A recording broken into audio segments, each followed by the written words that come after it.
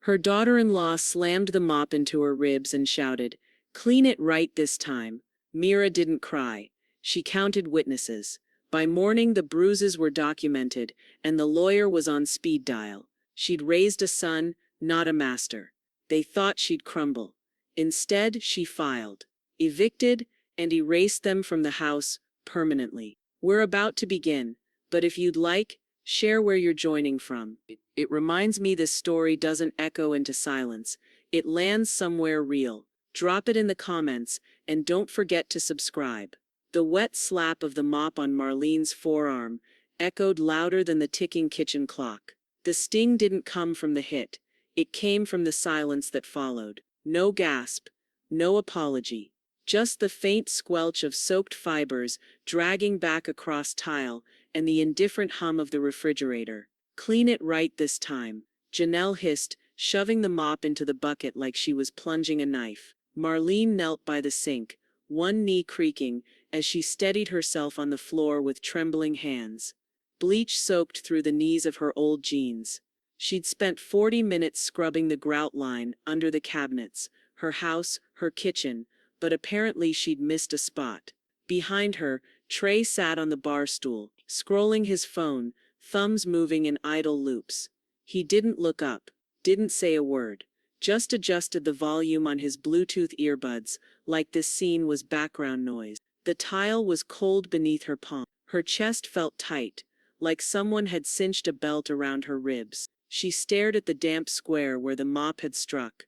A drop of water rolled toward her hand and stopped against the curve of her ring finger, the same finger that once wore the wedding band of a man who would have never allowed this. Not in his house. She slowly stood. Not in defiance. Not yet. But something in her posture shifted. Her back straightened, and her eyes didn't meet Janelle's. They didn't need to. She looked at the mop, at the bucket, then at the rag she'd been using.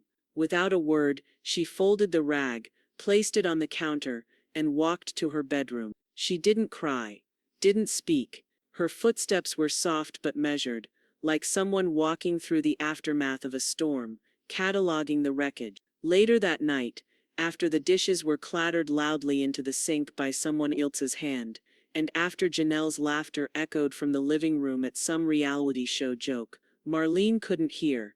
She opened the drawer of her nightstand. The notebook was old, spiral-bound, bent at the corners, a sticker half peeled from the front. Lexington Library Book Club, 2007. She hadn't touched it in years, but tonight her hand was steady as she opened to a fresh page. April 10th, 4:13 p.m. Kitchen. Janelle hit me with the mop. Said I missed a spot. Trey said nothing. Red mark on right arm. She pressed the pen harder than she meant to. The ink dented through to the next page. She flipped back through older entries, scanned old grocery lists and scraps of half-written letters, then tore out a page, grabbed her flip phone from the dresser drawer, and scrolled through ancient contacts. Carla Boone, home appraiser. She stared at the name a long moment before typing, "Do you still know a good lawyer?" No emoji, no signature, just that. Then she hit send and snapped the phone shut like a door she finally had permission to close. Outside her room, laughter continued. Addie's voice was soft but anxious. "Mom, can I sleep with my door shut tonight?" "No, doors stay open in this house," Janelle snapped. Marlene placed the notebook back in the drawer. She didn't turn out the light. She didn't undress. She lay atop the comforter in sweatpants and a long-sleeved shirt, eyes on the ceiling, waiting for the air to stop vibrating with the sound of everyone else's comfort. Sometime past midnight, the house grew still, but sleep didn't come. Instead, a decision did. Quiet, final. In the morning, light filtered in weakly through the sheer curtains. She stretched and rose slowly, her joints stiff but familiar. She reached for the doorknob. It didn't turn. She tried again, gentler, then harder. Nothing. Marlene ran her hand along the inside frame. The door hadn't swelled. The knob wasn't broken. She pressed her ear to the wood. Silence. Then a faint metallic rattle. A screw? A latch? Her throat went dry. She jiggled the knob again and heard it, a distinct resistance, from the outside. She stepped back, heart thudding once, deep and dull. A wave of understanding washed over her. Not surprise, just confirmation. Janelle hadn't just swung a mop. She was building a cage. The screws had been drilled in from the outside. 4 of them, clean and silver against the wood. Marlene sat in the dim morning light, staring at the small punctures in the doorframe, after she finally pried it open with a butter knife and a spatula. She didn't scream, she didn't call for help. She just stood there, in her own hallway, brushing drywall dust off her palms like lint. Down the hall, she could hear Janelle laughing on the phone. No, she's up now. Probably rearranging her creepy book stacks again. Honestly, she's like a weird old roommate. No boundaries. A pause. No, she's not family. She just lives here. Marlene stepped softly back into her room and shut the door, gently this time, not because she was afraid of Janelle hearing, but because she didn't want the house to know she was angry. Not yet. This house had history in its walls, and most of it was hers. 8 years ago, she wrote the first check, $80,000, almost every dime from her retirement and the life insurance policy her husband left. Trey and Janelle were on the edge of foreclosure then, and she couldn't watch her only son lose everything. She signed the loan herself. The bank didn't blink. A retired school librarian with spotless credit and cash in hand, approved in days. Trey had been thankful at the time, quietly ashamed, but thankful. He helped paint the trim and install the mailbox. Janelle didn't even show up on signing day. "I don't want my name on the debt," she'd said breezily over her shoulder while shopping for backsplash tile. "You two figure out the boring stuff." They never added her, not legally, not on paper. And yet Janelle now introduced Marlene to the neighbors like she was a seasonal guest. She just moved in after her hip thing. "Sweetheart, but a little slow," she'd told the woman across the street who walked her pug in a stroller. Marlene had heard it through the open window while she pruned the rose bushes. The woman had nodded politely and smiled at Marlene like she was fragile, like she didn't own the damn dirt the roses grew in. That night, after the breakfast dishes had been left for her again and Trey had vanished into his headphones with a bowl of cereal, Marlene opened her closet. Behind the row of sweaters, in a zipped garment bag marked church clothes, was the fireproof box. She pulled it onto the bed and clicked it open. Inside, the deed with her name top and center, a full copy of the mortgage agreement, 4 years of property tax receipts, and a stack of canceled checks with her signature looping strong and clear. She ran her fingers over the paper like it was braille. Proof of reality in a house built on denial. She added the new entries from her notebook, each neatly typed, scanned and saved onto a small USB drive labeled quiltpatterns.pdf. A second copy went onto her password-protected email. She dropped the drive into the false bottom of her sewing kit, right under the half-stitched Kentucky Wildcats throw she hadn't worked on in months. The walls in this house didn't talk, but the files would. A quiet knock at her bedroom door startled her. She tucked the documents back into the fireproof box before opening it. Addie stood there in her pajamas, eyes wide and guarded. "Grandma," she whispered, glancing over her shoulder. "Mom said, if you don't like it here, you can go to a home, like a place with nurses." Marlene crouched down, her knees aching, and gently touched her granddaughter's cheek. "I'm not going anywhere, baby," she said. "Not yet." Addie nodded, but didn't smile. She just turned and walked away, bare feet silent on the hardwood. Marlene waited until the house was quiet again. She opened the closet, unzipped the garment bag, and reached into the box once more, double-checking. Everything was there. The deed, the receipts. She tucked it all back in, locked the latch, and returned it to its place. An hour later, she returned to check again. The lock was still latched, but when she opened the box, the top layer was gone. The deed, the mortgage printout, the checks, gone. Only the empty folders remained, and in their place, a folded sticky note on top.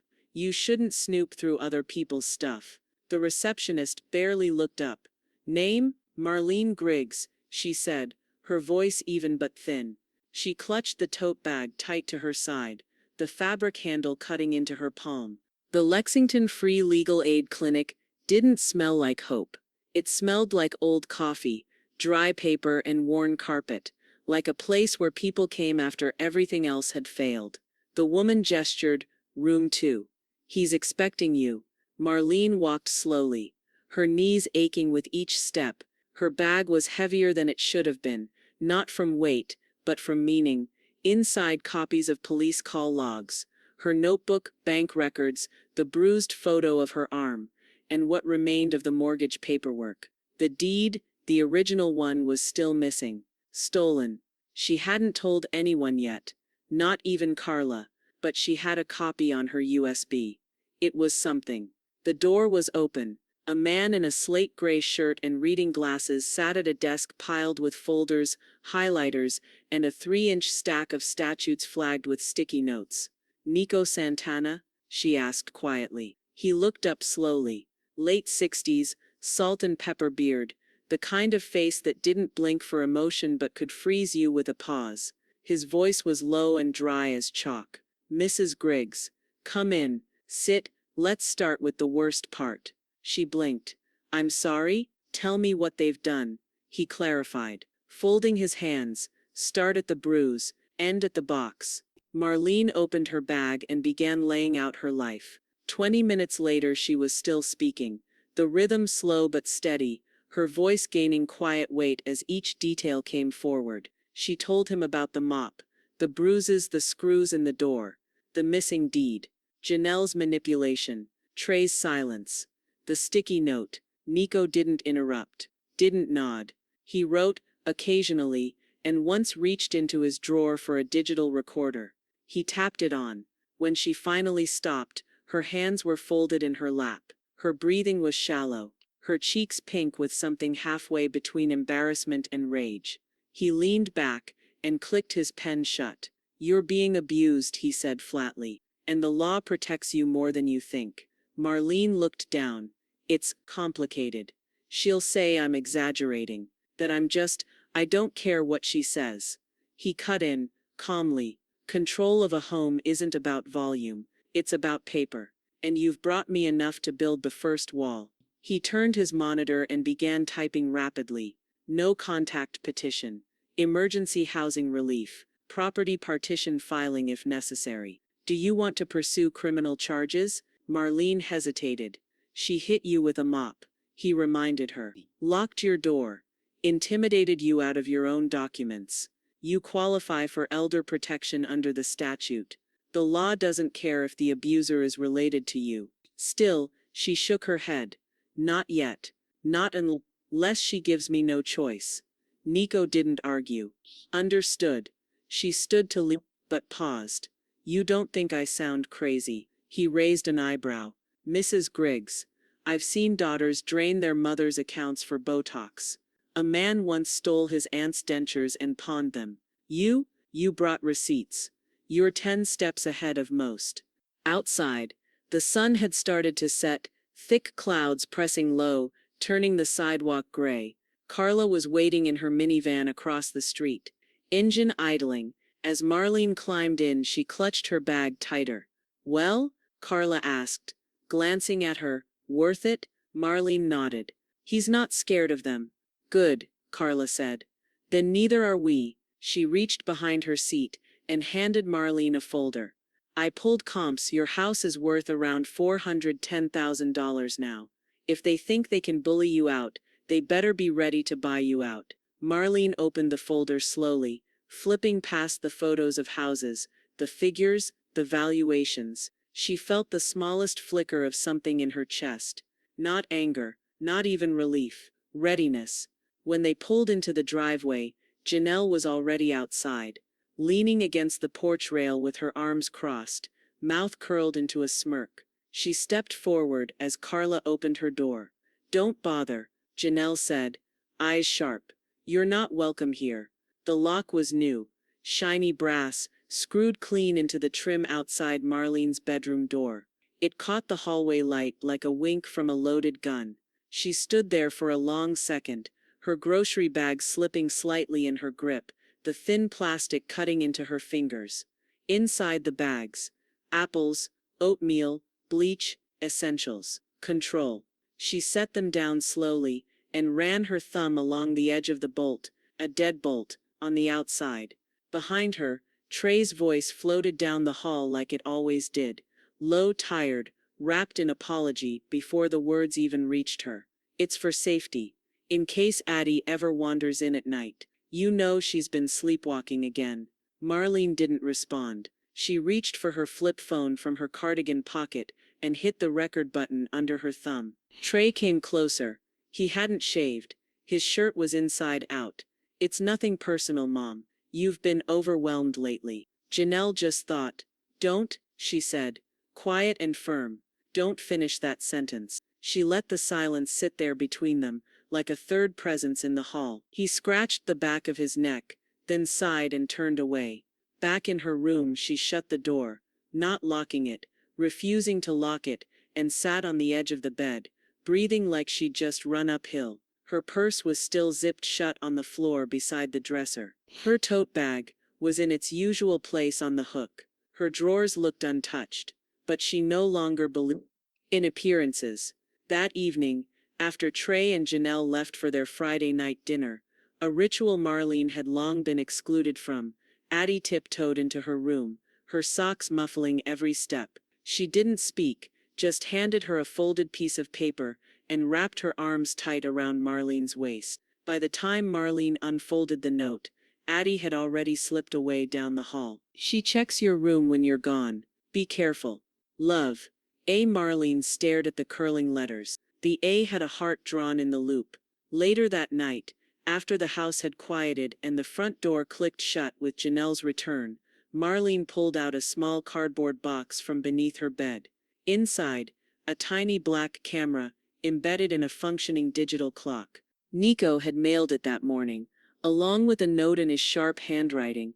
Evidence matters. Install this and keep it aimed at the purse or the closet. Anything she can twist. Nico. Marlene placed it on the corner shelf facing the dresser and set the digital display. It blinked to life. 1:03 a.m. Recording. The next day passed in unnatural calm. Janelle smiled too wide at breakfast. Trey asked Marlene if she needed help with the laundry. Addie watched everyone like she was reading subtitles in a foreign film. That night, while Marlene sat in the kitchen pretending to finish a crossword, she heard Janelle's footsteps down the hall, soft but not careful. The door creaked. A pause. A shuffle. A zipper. The faint rustle of receipts or bank papers. The next morning, she downloaded the footage.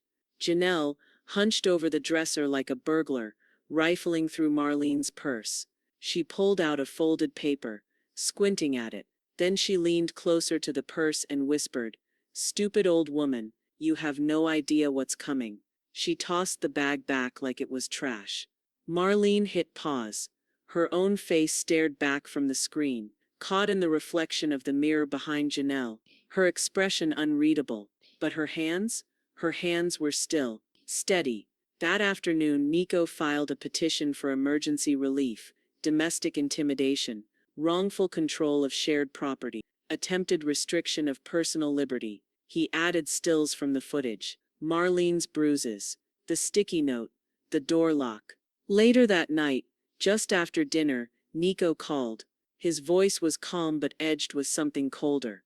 "She's filed a Medicaid application," he said, "claiming you're in cognitive decline, mentally unsafe, wants to list herself as your caregiver." Marlene's grip tightened on the phone.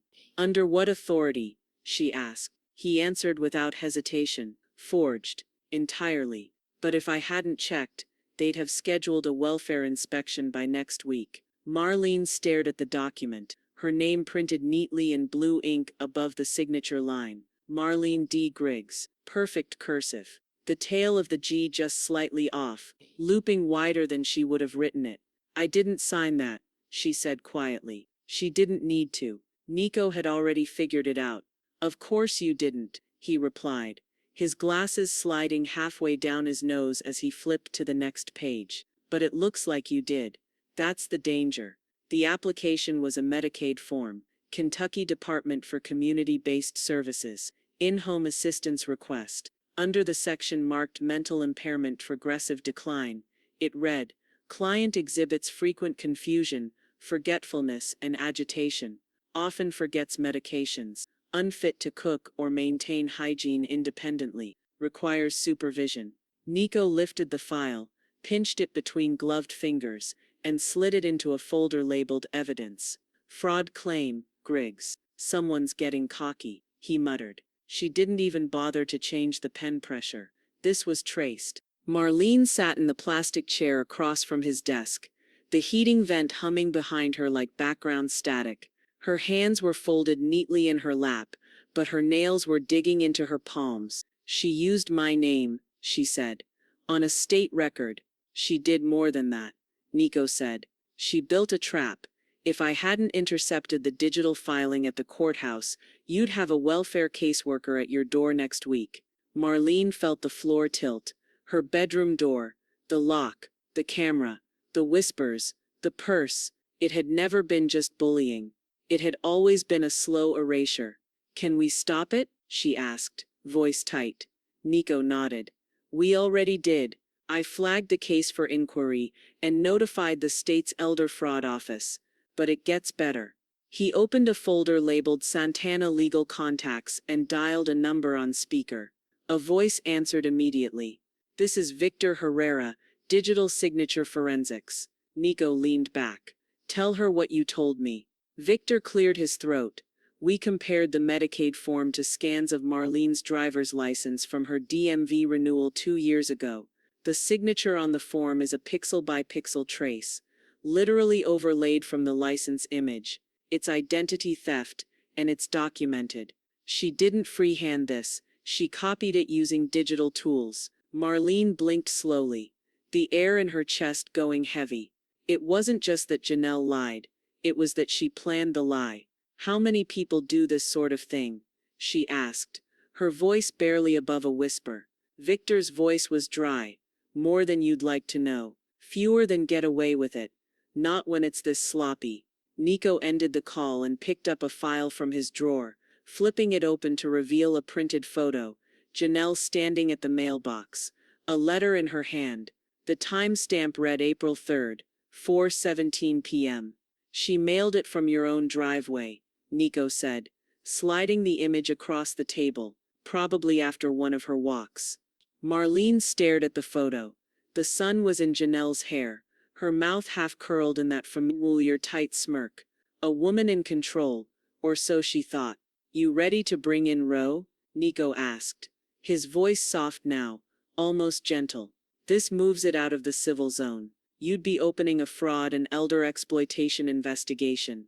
Marlene closed her eyes for a moment, saw Addie's face, heard the click of that new deadbolt, felt the burn of the mop again, like her arm remembered. Yes, she said. I'm ready. Officer Terrence Rowe arrived the next morning in plain clothes and sunglasses, clipboard under one arm. He sat with Marlene on the porch, his presence calm, unhurried, like someone used to coaxing stories out of weathered wood and tight lips. She changed the story 3 times, Marlene said, recounting the Medicaid form and the fake claims. First it was safety, then it was about Addie, now it's dementia. Rose scribbled a few notes, then looked up. You got documentation of the household expenses? I do. Videos? Yes. He nodded. Then I've got enough to open a soft investigation. You may want to consider changing your banking pins. She's pushing too far, too fast. Marlene nodded, eyes on the porch railing, knuckles pale against the white paint.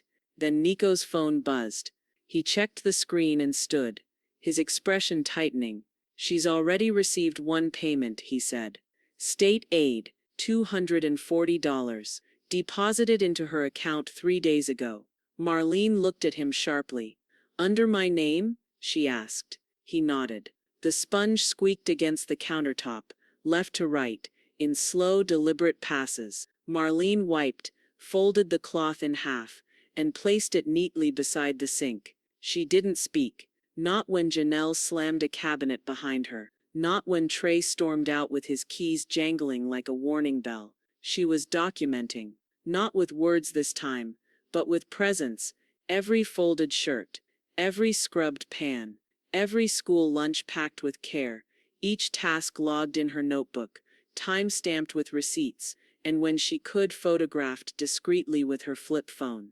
Because when people ask what you did to help around the house, the answer has to live somewhere besides memory. Across town, Carla Boone's fingers clicked across her laptop keys, composing the market value report. She was meticulous, the kind of woman who didn't round numbers and hated estimates. Total purchase price, $365,000. Initial down payment, M. Griggs, $80,000. 5 years of mortgage payments, M. Griggs only $132,000. Utilities tracked and paid by M. Griggs, $9,800. Property tax, M. Griggs, $6,200. Final calculation, Marlene Griggs, 67.4% ownership interest. She emailed it to Nico with the subject line, "This woman isn't a guest. She owns the guest room." Nico printed the file and clipped it to a growing folder titled Griggs v. Dregs et.al. He'd already begun preparing a partition filing, a legal separation of property shares within the same household. It was the beginning of something sharp, something final. A wall made of paper and signatures that Janelle couldn't shout through. Marlene didn't announce any of it. She swept the floors, made Trey's favorite chili on Tuesday, just like always, washed 80's PE uniform, refilled the sugar jar that Janelle used every morning in her coffee, but she watched, and she wrote. And slowly the outside world started watching too. It was a Saturday morning when Mrs. Callahan, from next door, leaned across her mailbox and whispered, "I saw that woman yelling at you in the driveway yesterday. Is everything all right?" Marlene smiled, mild and unreadable. Some people yell louder when they know they're losing. Carla started asking her own questions, off the record of course. How many months have you paid the internet bill? Did Janelle ever contribute to the homeowner's insurance? Who bought the washer and dryer? Marlene answered each one calmly. And Carla, a woman who'd never lost a property line battle in 30 years, began to compile witness affidavits, statements from 2 neighbors, a former HOA board member, and even Addie's art teacher, who noted how often Marlene, not Janelle, picked her up from school. Addie had become a shadow at her side. More and more, she brought her books into Marlene's room to read on the carpet, sat next to her during dinner, even when her mother barked from across the kitchen, "Your plate belongs at this table." Sometimes she just curled up on the couch, next to her grandma, and watched baking shows, whispering, "Mom doesn't like when I come in here, but it's quiet with you." Marlene said nothing, just brushed Addie's hair behind her ear and smiled faintly. Nico added everything to the court filing, witness logs, the ownership summary, timestamps on videos showing Marlene cleaning, cooking, carrying the house alone. The file was growing teeth. Then one afternoon, Trey stormed in from the mailbox. He didn't knock, didn't pause, just marched straight into the living room, holding a white envelope, already torn open at the top. "Marlene," he said, voice sharper than she'd heard in years, "what the hell is this?" She looked up from her knitting, cool and still. "You filed with the court?" he snapped, waving the letter. "Partition request. Are you trying to evict your own son?" The word hung between them like a snapped violin string. Marlene didn't flinch. She just set her yarn aside. The letter trembled in Trey's hands, not from the wind, but from whatever remained of his backbone. Marlene watched him across the dining table, where the unopened mail had landed with a slap between the salt shaker and a vase of artificial tulips. He was trying to sound firm, to stand up, maybe for the first time in years, but his voice cracked at the edges. "Don't make this ugly, Mom. We'll fix it. Just talk to me." Marlene didn't blink. "You read the petition." "I did."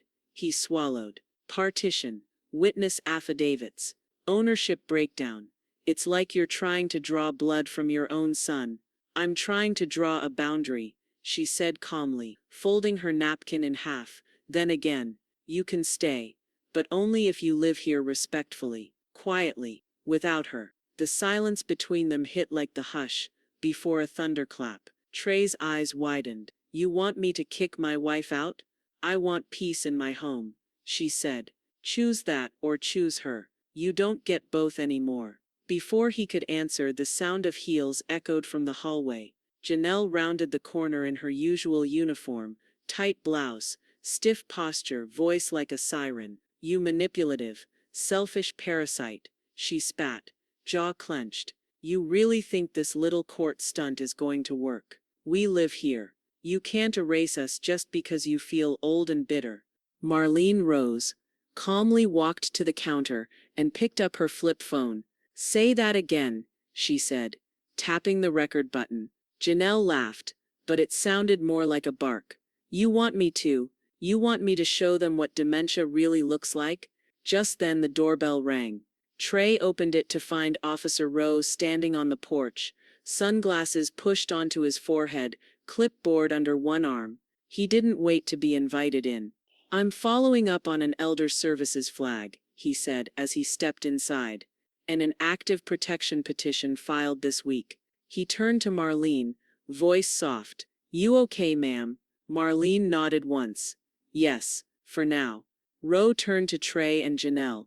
I'm going to make this real clear. One more altercation, one more lock, one more unauthorized entry or financial stunt, and we move to criminal charges.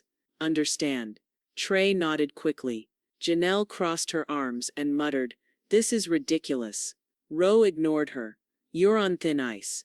Especially you, Mrs. Griggs, the younger one. Marlene almost smiled at that. Almost, that evening, Trey lingered in the kitchen, arms crossed, face pale. The air between them felt denser than usual, like it was trying to push them apart before either could speak. He said, You should have talked to us first. Marlene didn't look up from her tea. You wouldn't have listened. We could have gone to family mediation or something. She looked at him now. Tired, still, but unmoved. We passed that stop miles ago, Trey. He rubbed his temple, his hand shaking just enough to give him away. I don't know what you want from me anymore. I wanted you to see me, she said. You chose not to, so I chose the law. That night, Nico texted her a court date, emergency housing relief plus injunction hearing August 28, 9:30 a.m. Marlene marked it on her calendar, with a blue pen, then drew a small neat star beside the date. The house was quieter than usual after dinner. Even Addie seemed subdued, whispering to her stuffed rabbit on the stairs. Carla called to check in, and Marlene told her everything without theatrics. Just facts.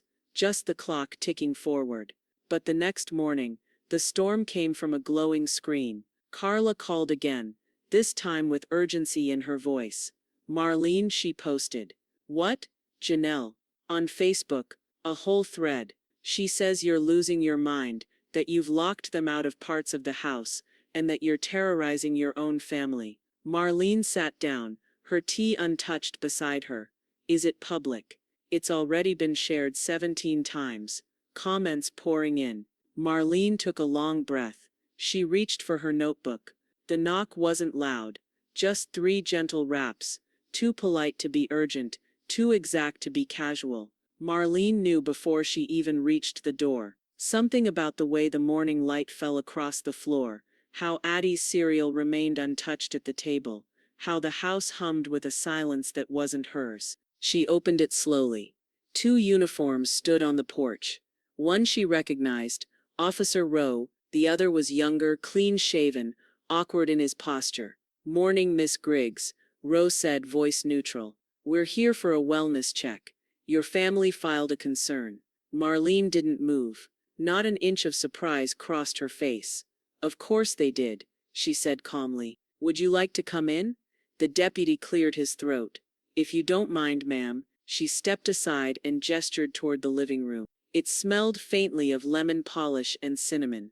A stack of fresh laundry sat folded on the ottoman. The carpet lines from yesterday's vacuuming were still sharp. Can I get you something? Coffee? Water? She asked, walking with purpose, not flustered, not erratic. Rowe waved her off gently. Just a few questions, standard. Marlene reached into a side drawer by the bookshelf and pulled out a red folder labeled Legal Preparedness. Griggs, Im. She handed it to Roe. He opened it. Inside were Nico's filings, affidavits, court petitions, copies of property records, and a signed statement from Marlene's physician confirming her recent wellness exam. Marlene didn't sit. She stood tall, hands clasped lightly in front of her. I imagine Janelle said I was confused, she said, that I've been wandering maybe, misplacing things, posing a danger to myself or others? Roe gave the faintest nod. Well, she said, walking to the bookshelf, since they're concerned I'd like to share something. She tapped a hidden latch and pulled a black USB stick from behind a false book spine. This contains time-stamped footage from a hidden bedroom camera. Shows Janelle rummaging through my purse, calling me stupid, whispering things she doesn't want heard. I suggest you start there. Roe raised an eyebrow, then handed the USB to the deputy. Loaded in the cruiser, he said quietly. The younger man hesitated. Sir, shouldn't we? Roe cut him off with a glance. Now, when the deputy left, Roe turned to Marlene. His tone softened. This isn't going the way she thought it would, he said. She's counting on the performance, not the paperwork, Marlene replied. That's always been her way. He closed the folder, his thumb resting over the petition title. I can escalate this. Push it beyond soft investigation. Marlene shook her head. Not yet. Roe narrowed his eyes. Why not? She looked out the window at the blue sky above the manicured hedges. Because she's not finished, and I want the last act on record. Roe exhaled half a chuckle. You're something else, Miss Griggs. I used to organize middle school book fairs, she said, dry. I've dealt with worse tyrants than Janelle. Outside, the deputy returned quietly and handed Roe his phone. Roe tapped the screen, watching 10 seconds of the video. He didn't need more. He looked at Marlene with new weight in his gaze. This is elder fraud. She nodded. And she's just warming up. Later that afternoon, Carla uploaded a new post to her neighborhood blog. Property isn't just paper. When ownership is dismissed, what's left? It didn't name names, but it quoted Kentucky case law, described a quiet woman in a brick house off Sycamore Drive, and included a not-so-subtle reference to the rising value of generational wealth and the danger of letting it be quietly stolen. By evening, neighbors had started to message Marlene privately. Subtle things. Need help bringing in your trash bins? Want to come to Tuesday Bunko again? The tide was turning. Then Nico's name lit up her phone screen. She answered on the second ring. His voice was clipped. No preamble. We've got a new problem. What is it? He took a breath.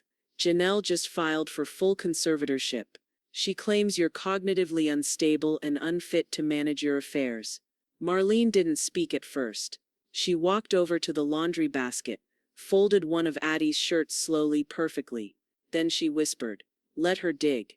The courthouse smelled like dust and recycled air, the kind that clung to your clothes and settled deep in the folds of memory. Marlene sat straight-backed on the bench outside room 3B, her hands folded over her purse, a manila folder pressed against her thigh like armor. Nico sat beside her, scanning a set of documents for the third time that hour. His brow was tight, jaw motionless, but his foot tapped with a slow, deliberate rhythm. She submitted 36 pages of nonsense, he muttered, not looking up.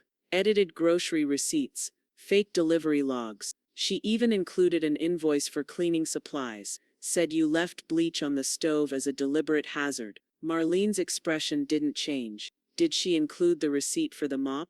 Nico snorted. I wish. Across the hall, Janelle strutted out of the restroom, her heels clicking like gunshots against the tile. She wore a navy blazer, cheaply tailored but theatrical, and carried a white binder thick with papers. Trey trailed behind, head ducked, thumb glued to his phone. Do you think she'll take the stand? Marlene asked. Absolutely, Nico said, but she doesn't know what's waiting. He tapped the top of his briefcase. Inside, the physician's report, the video footage, the notarized bank documents, and 3 separate letters from community members verifying Marlene's independence, including Carla's appraisal, which laid out in unflinching detail who paid what and when. The courtroom buzzed as they filed in. Judge Laurel, a sharp-eyed woman in her 60s with silver roots and a no-nonsense tone, adjusted her glasses and called the hearing to order. Case 8827.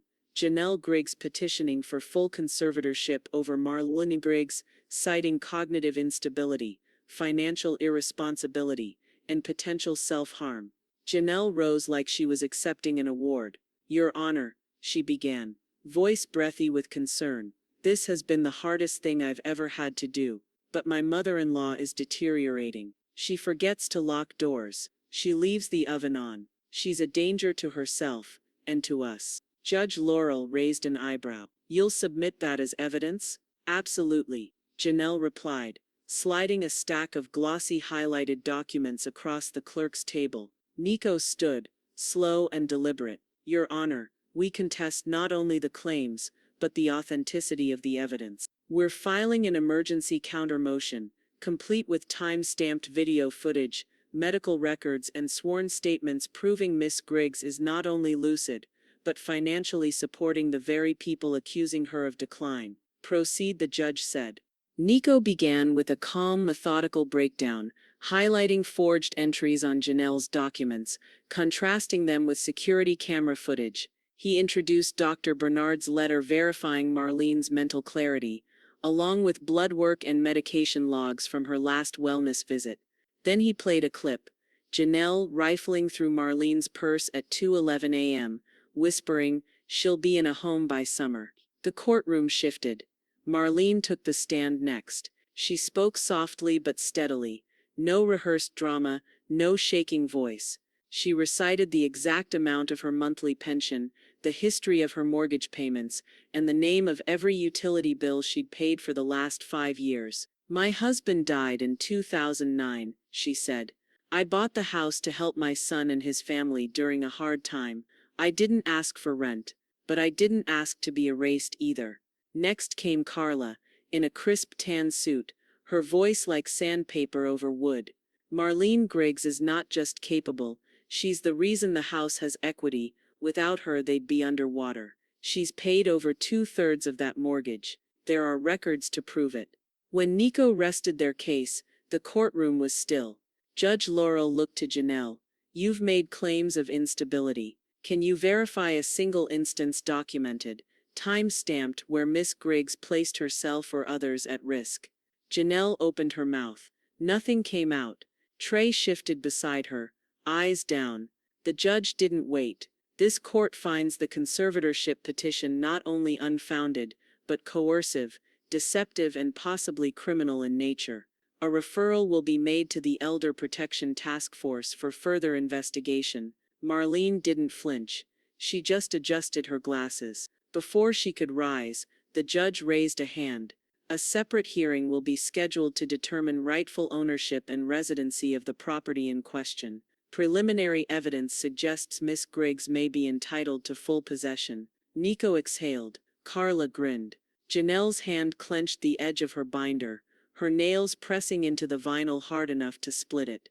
Outside, as they stepped into the afternoon heat, Marlene paused on the courthouse steps. She looked out over Lexington's neat suburban sprawl, the courthouse flag snapping above her like punctuation. "She came to take everything," she murmured. "She just lost control of the front door," Nico said.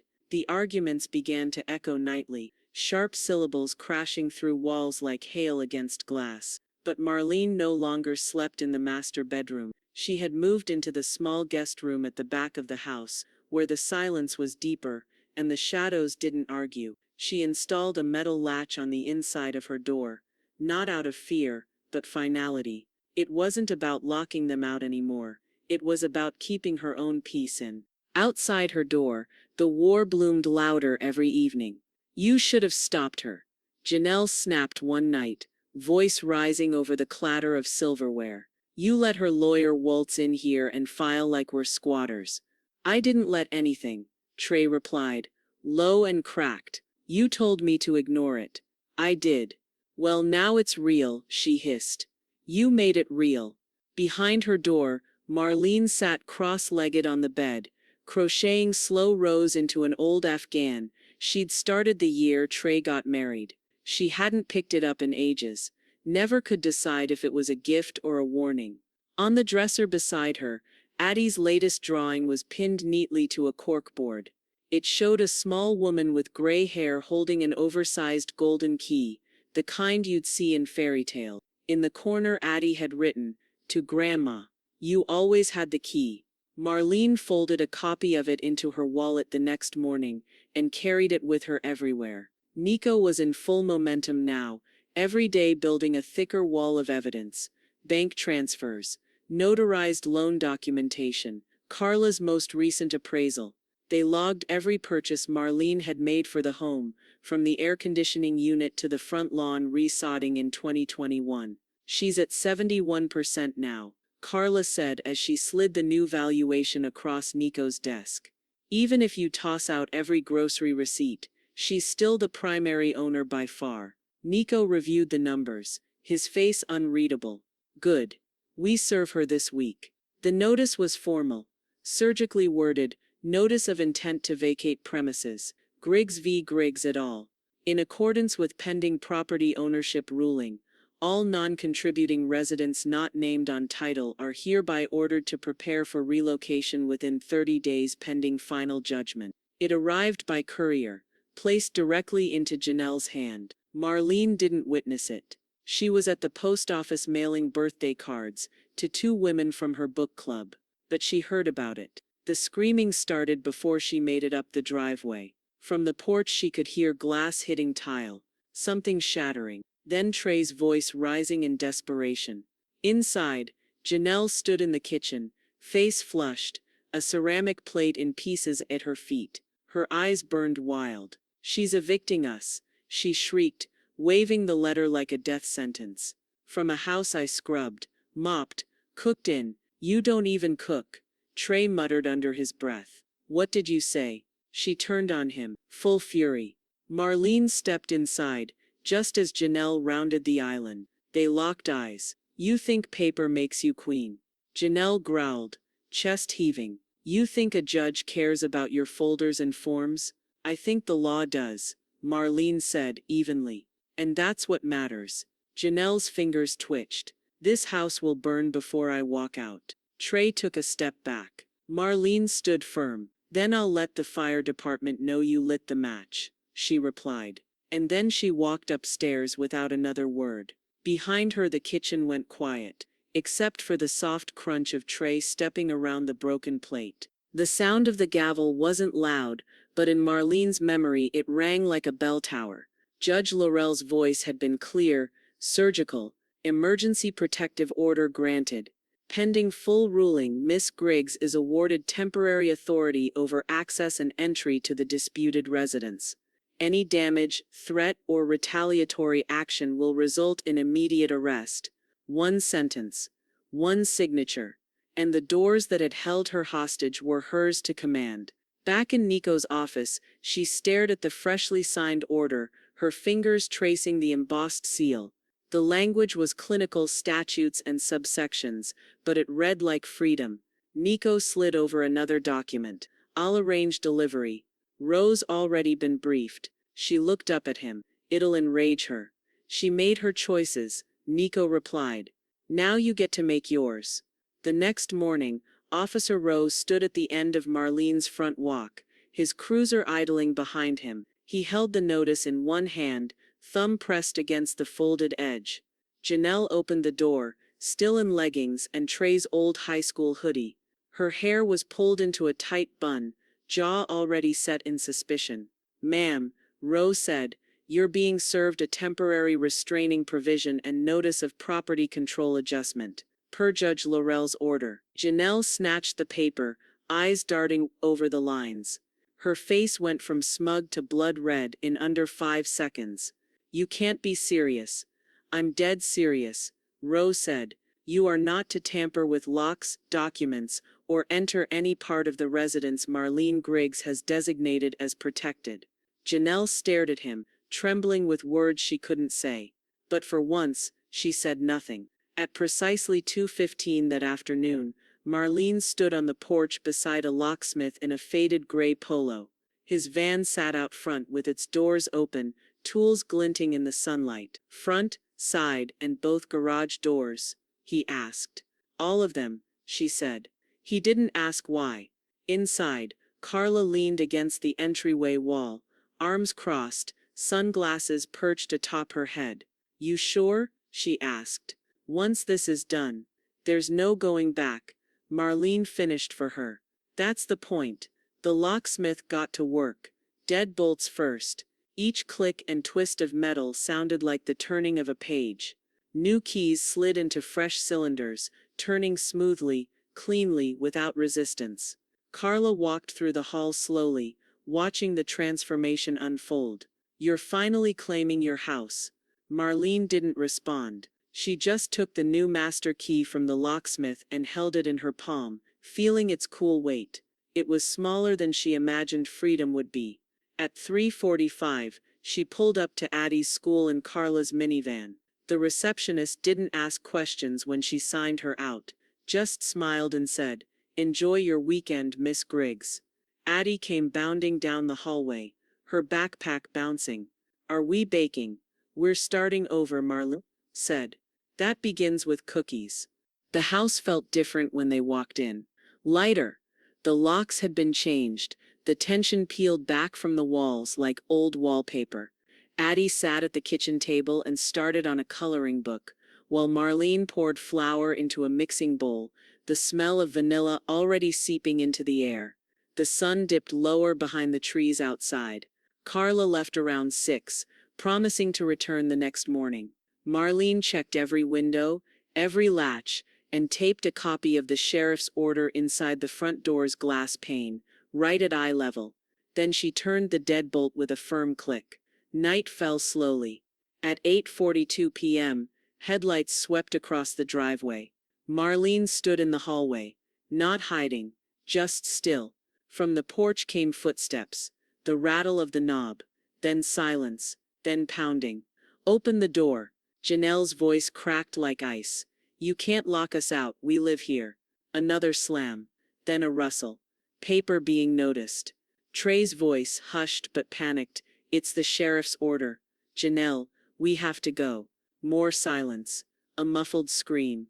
Then nothing but the sound of footsteps receding, gravel crunching under retreating heels. Marlene didn't move, just watched the shadow leave. She walked to the kitchen, turned off the oven timer, and took the cookies out.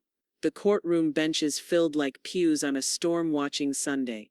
Neighbors who'd once nodded politely across lawns now sat shoulder to shoulder in the gallery. Mrs. Callahan from across the street. Officer Rowe in plain clothes. A few women from Marlene's old book club. Even the post office clerk had come, pressed into a blazer and perched on the edge of his seat. Marlene stepped through the door with Nico beside her, and a thin red folder pressed to her chest. She wore a navy cardigan, clean jeans, and a gold locket that hadn't seen daylight in years. Every piece of her was deliberate. Nothing flashy, but nothing that begged to be overlooked either. On the opposite bench, Janelle perched stiffly in a tailored sheath dress, 2 shades too loud. Trey sat beside her, eyes sunk, tie crooked. His knee bounced relentlessly. Judge Laurel entered without fanfare. We'll now begin the final hearing in Griggs v. Griggs et al. Today we determine legal possession of the disputed home at 422 Glenmont Drive. The judge's voice was sharp-clipped, every vowel a command. The room settled like breath held in a chest. Janelle stood quickly, her voice already halfway to theatrical. Your Honor, before we proceed, I have to reiterate, this woman has been unwell. She's confused, forgetful. She locked us out of our own home based on delusions and personal grudges. Judge Laurel didn't even raise an eyebrow. You've made this claim 3 times, Mrs. Griggs. It was dismissed for lack of evidence twice. Once more, and I'll hold you in contempt. Janelle sat down without another word. Trey stared at the floor. Nico rose slowly, his expression unreadable. Your Honor, he said, we'll let the documents speak. He laid out the foundation like a blueprint. The deed in Marlene's name. The down payment record. initialed and dated. The mortgage payments, 87 checks over 8 years. The appraisal from Carla Boone confirming a 71% ownership share. Police reports documenting verbal abuse, forced lock-ins, and unauthorized financial filings. Video clips, time-stamped and transcribed. Statements from neighbors. Each document clipped into the court binder with a soft snick.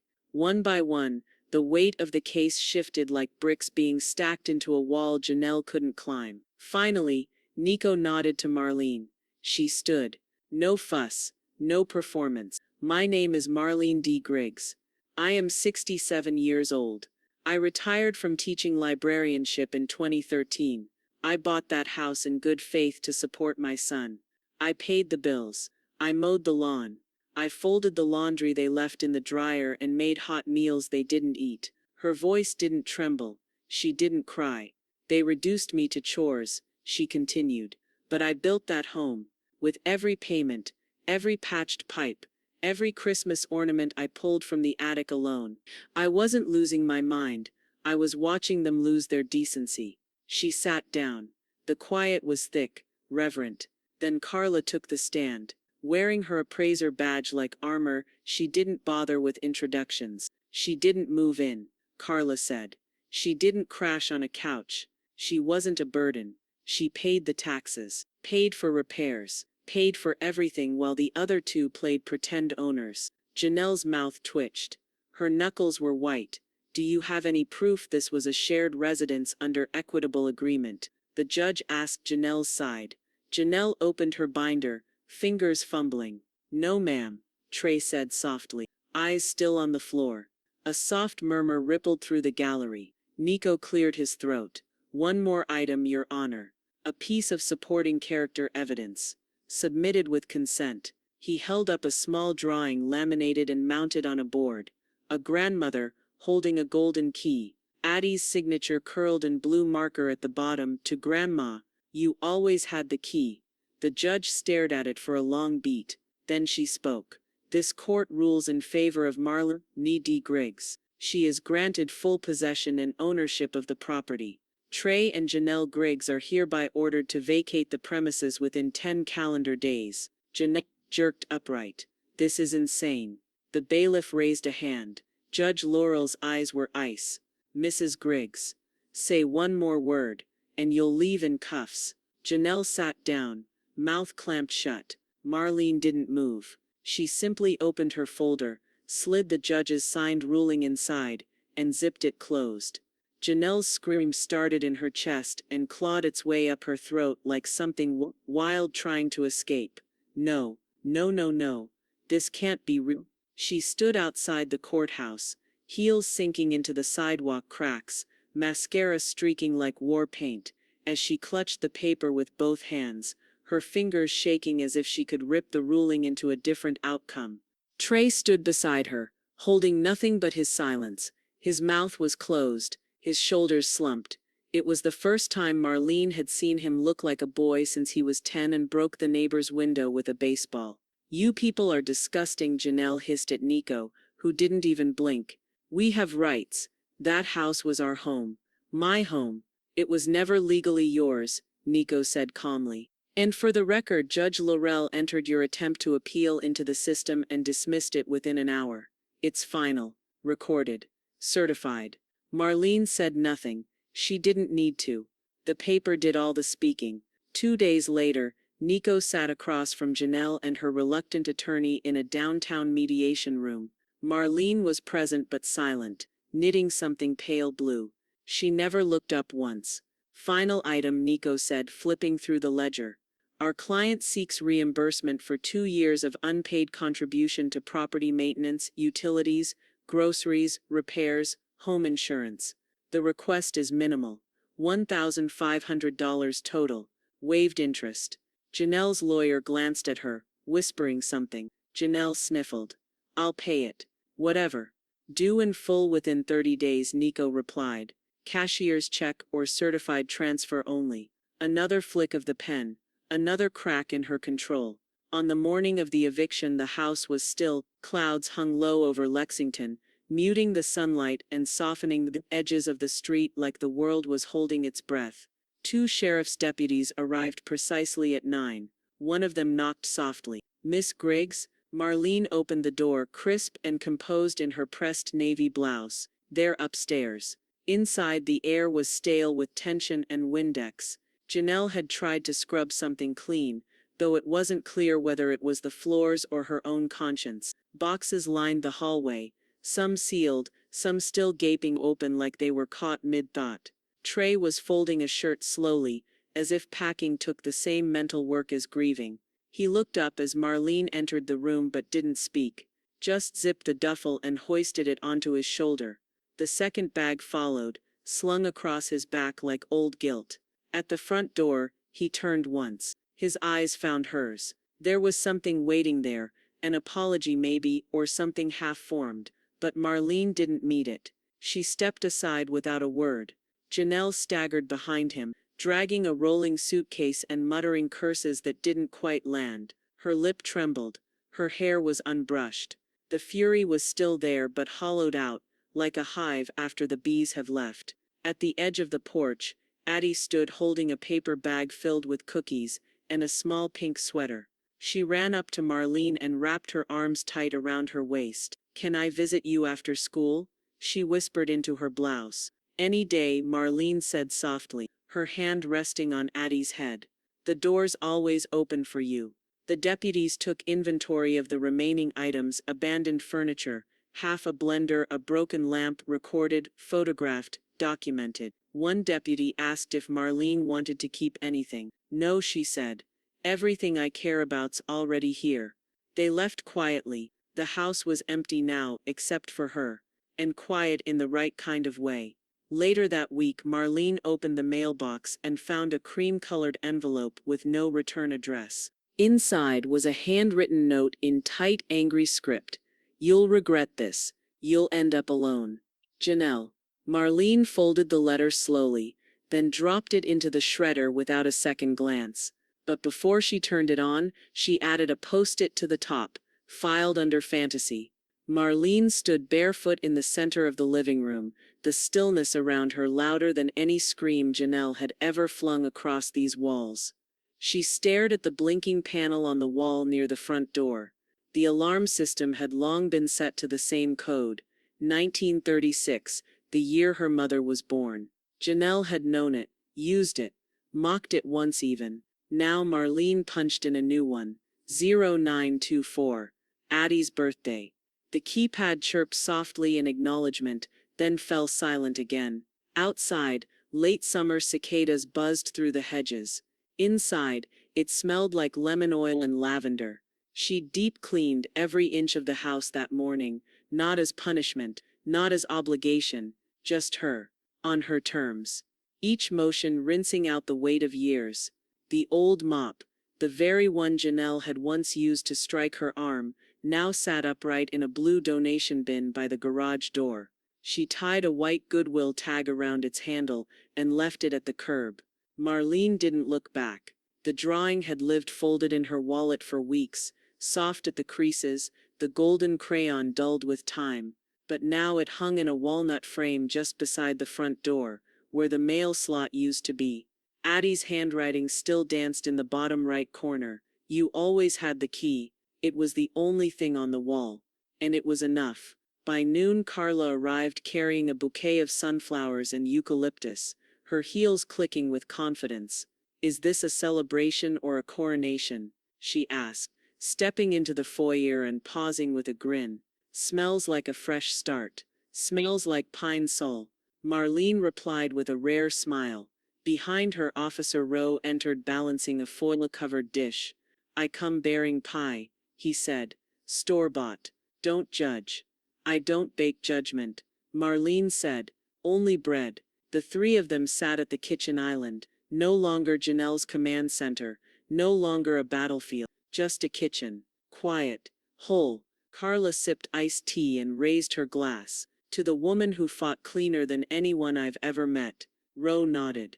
"And left no fingerprint." Marlene tapped her glass against theirs but didn't speak. The moment didn't need a speech. The silence said everything. That evening she logged onto the school district's website and clicked volunteer application. Position reading mentor location, Garden View Elementary availability Fridays, flexible. She uploaded her retired teaching certificate, a recent photo and hit submit. The next morning an email confirmed her orientation. Marlene read the message twice. Then she walked to the hall closet and pulled out her worn leather satchel, the one she'd used every year for book fairs and library days. She set it by the door. It felt like restoration, not just of dignity, of direction.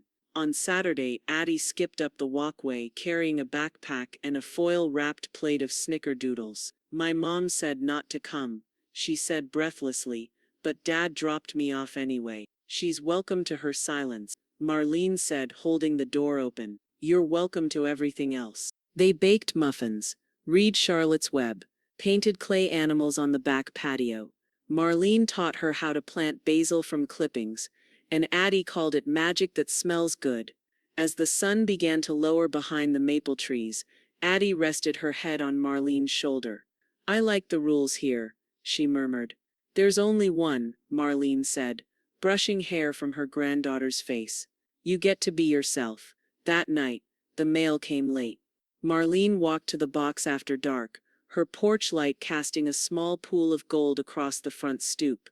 One white envelope, no return address. Inside, a typed letter on thick cream paper with an embossed seal she didn't recognize. Griggs Very Griggs et al. Filed by Janelle Griggs via Malkin and Dorsey LLP. Claim emotional damages, psychological distress, unlawful alienation of household. Marlene read it twice. Then once more. She didn't sigh, didn't scowl. She folded it neatly, slid it into a folder labeled New Nonsense, and turned off the porch light. The envelope lay unopened on the kitchen table for 3 days. Marlene didn't rush to touch it. The embossed seal from Malkin and Dorsey LLP practically screamed overcompensation.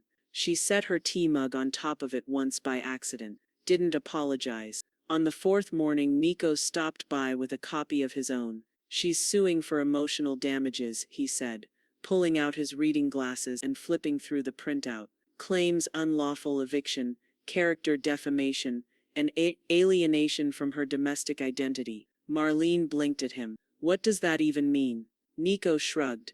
Nothing the law recognizes. It's a PR stunt dressed as litigation. She didn't ask for the rest. She'd seen enough false fronts to know what desperation looked like in professional typeface. File the countersuit, she said, sipping her tea, for harassment, malicious intent, and elder exploitation. Add identity theft for good measure. Already in motion. Nico closed the folder and smirked. But I do love when you say it first. Saturday brought people, not a crowd, just the right ones. Carla arrived with homemade apple pie in a glass dish and a playlist of old Simon and Garfunkel tunes. Officer Rowe showed up an hour later with sweet tea in a mason jar and a bouquet of dogwood blossoms from his wife. The back patio was swept, the citronella candles were lit, and the breeze carried the scent of grilled peaches and cinnamon through the air. I didn't think retirement would taste like this, Marlene said, standing barefoot on the porch as Addie helped her slice pie. What did you think it would taste like? Carla asked. Regret. Microwave dinners, Marlene said. Silence. I didn't choose. Addie handed her a folded card with glitter on the corners. Inside, in purple marker, you're the strongest person I know. You don't just stand up, you make people sit down. Addie. Addie. Marlene closed the card slowly, pressing her thumb against the corner crease. I'll keep this forever. You keep everything, Carla said, nudging her with a shoulder. Your purse is a time capsule. They laughed quietly. Later, as the sun dipped behind the maple trees and cast long gold streaks across the patio, Carla grew still. Her eyes drifted toward the house. Do you ever regret not fighting sooner? She asked. Marlene didn't answer right away. She traced the rim of her glass, watching the condensation slide down the side. Then, with a half smile, she said, "It took a mop to mop them out. I guess I needed to be hit before I hit back." Carla nodded, satisfied. Besides, Marlene added, timing matters. If I'd struck earlier, maybe no one would have believed me. Now they've all seen. That night, after everyone had gone, the music quieted and Addie's backpack was zipped up for Sunday pickup. Marlene turned off each light in the house with intention. Lamp by lamp, switch by switch. She paused at the framed drawing near the front door. Addie's golden key, still radiant in the hallway light. She ran a finger down the glass, then locked the door from the inside. Upstairs, she slipped on her robe, made a cup of chamomile, and settled into her chair by the window. The house didn't creak under threat anymore. It breathed. It stood. As she sipped her tea, she looked out over the trimmed lawn and thought of all the roles they tried to force on her: maid, burden, silent guest, fated matriarch. But here she was, quiet, whole, unapologetically present. She turned off the porch light with a satisfying click. They tried to bury me in chores. I buried them in court, and changed the locks behind them.